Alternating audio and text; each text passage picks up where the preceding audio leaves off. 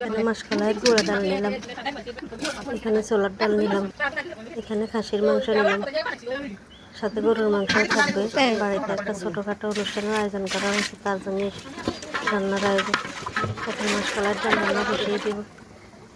এই যে ডালটা গলিয়ে প্রথমে দিয়ে দিলাম হলুদের গুঁড়ো, এগুলো দিয়ে ভালোভাবে মিক্স করবো। এখন এক এক করে একটু একটু করে মশলা দিয়ে দেবো। মশলা দেওয়া হয়ে গেছে, এখন ভালোভাবে গলিয়ে বসিয়ে দিব। গলানো হয়ে গেছে, বসিয়ে দিলাম চুলে। এগুলো হইতে থাকে,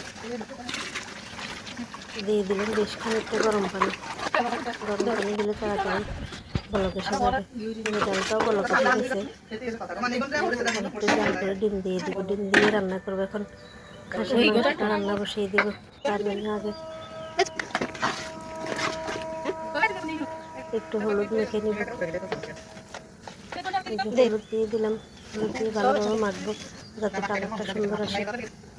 দিয়ে দিলাম মরিচের গুঁড়ো, দিয়ে দিলাম জিরা ধনিয়ার গুঁড়ো, দেখো দিয়ে দিলাম রসুন বাটা, আদা বাটা। এখানে একটা মশলা বানিয়ে নিলাম, এগুলো দিয়ে দিলাম। দিয়ে দিলাম সরিষা বাটা, দিয়ে দিলাম সয়াবিন তেল, দিয়ে দিলাম লবণ, দিয়ে দিলাম সরিষার তেল, পেঁয়াজ।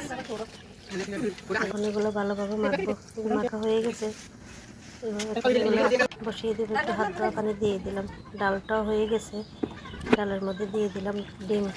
ডিমটা গুলিয়ে একটু বেশ কিছুক্ষণ জাল করবো। ডাল রান্না রেডি। ধনিয়া পাতা দিয়ে নামিয়ে নিলাম। মাংসটাও একটু নেড়ে দিব। এখন ডাল রান্নাটা বসিয়ে দিব। কড়াই বসিয়ে দিয়ে দিলাম তেজপাতা, দারচিনি ফোড়ন দিয়ে দিলাম বেশ খানিকটা পেঁয়াজ।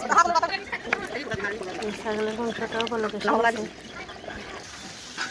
এদিকে ডালের পেঁয়াজটাও ভাজি হয়ে গেছে। এখন এক এক করে মশলাগুলো দিয়ে দিব। একটু জাল জাল করে রান্না করবো। এই ডালটা একটু জাল টানবে, তাই বেশ খানিকটা মরিচের গুঁড়া দিলাম। সাথে বাকি মশলাগুলো দিয়ে দিলাম। মশলা দেওয়া হয়ে গেছে, মশলাগুলো ভালোভাবে কষিয়ে নিলাম। দিয়ে দিলাম পানি, পানি দিয়ে মিক্স করে এখন ডাল দিয়ে দেবো।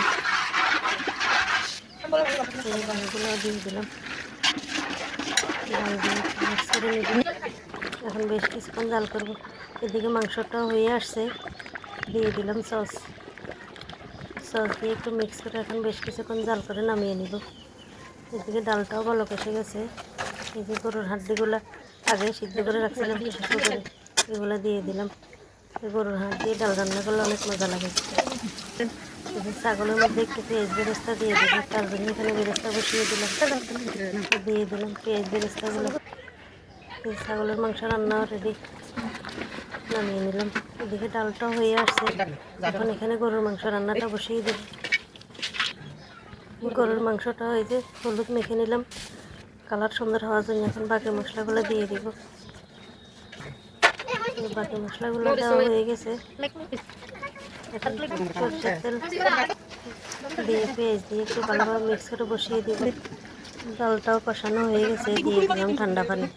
ঠান্ডা পানি দিয়ে একটু মিক্স করে নিলাম। এখন ডাল করবো বেশি করে দিয়ে। মাংসটাও মশলা মাখানো হয়ে গেছে, বসিয়ে দিলাম।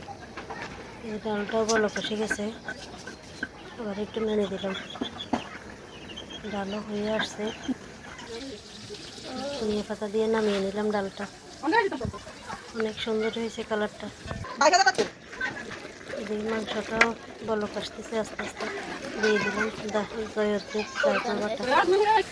মাংসের মধ্যে একটু বেরেস্তা দিয়ে দিব আগে, তার জন্য এখানে পেঁয়াজগুলো বেরেস্তা করে দিয়ে দিলাম।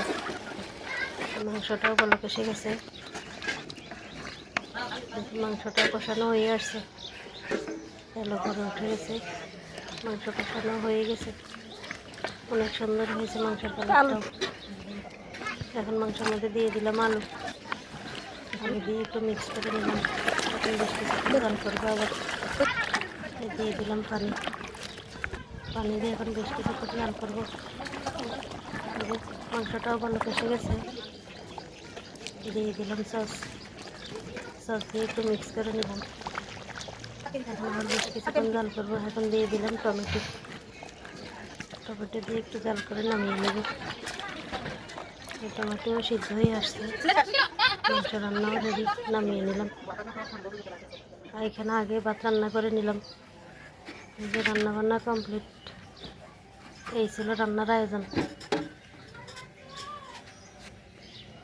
এখন সবাইকে খেতে দিয়ে দিব। সবাই বসে পড়ছে। এখন সবাইকে খাবার দিয়ে দিব। সবাই ভালো থাকবেন, সুস্থ থাকবেন। যে যেখান থেকে ভিডিওটা দেখবেন, ভালো লাগলে লাইক কমেন্ট করবেন। আল্লাহ হাফেজ। সবাইকে অনেক ধন্যবাদ। আসসালামু আলাইকুম।